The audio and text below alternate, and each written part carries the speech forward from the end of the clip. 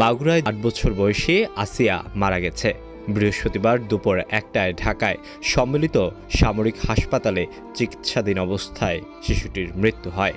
হাসপাতালে শিশু বিভাগের শিশুরোগের চিকিৎসা সংক্রান্ত নিবিড় পর্যবেক্ষণ কেন্দ্রে চিকিৎসা চলছিল তার। এর আগে বুধবার চিকিৎসাধীন অবস্থায় ৪ বার ও বৃহস্পতিবার আরও ২ বার কার্ডিয়াক অ্যারেস্ট হয় শিশুটির। ৮ বছরের শিশু ৫ মার্চ মাগুরার বোনের বাড়িতে বেড়াতে গিয়ে গভীর রাতে হয়। শিশুটিকে প্রথমে মাগুরা সদর হাসপাতালে ভর্তি করা হয়। অবস্থার অবনতি হলে সেখান থেকে স্থানান্তর করে ফরিদপুর মেডিকেল হাসপাতালে নেওয়া হয়।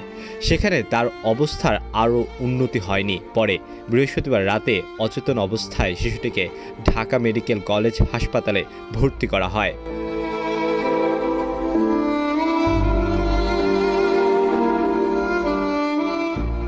অবস্থার অবনতি হলে শুক্রবার রাতে শিশুটিকে লাইফ সাপোর্টে নেওয়া হয়। অবস্থার আরও অবনতি হলে শনিবার ৮ মার্চ বিকেলে শিশুটিকে সম্মিলিত সামরিক হাসপাতালে স্থানান্তর করা হয়।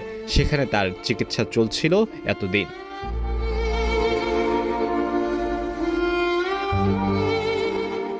ধর্ষণের ঘটনায় শিশুটির মা বাদী হয়ে ৪ জনের নামে মামলা করেন। ধর্ষণের অভিযোগে শিশুটির ভগ্নিপতি সজীবের ভাই রাতুল, তাদের বাবা হিটু মিয়া ও মা জাবেদা বেগমকে গ্রেপ্তার করে পুলিশ।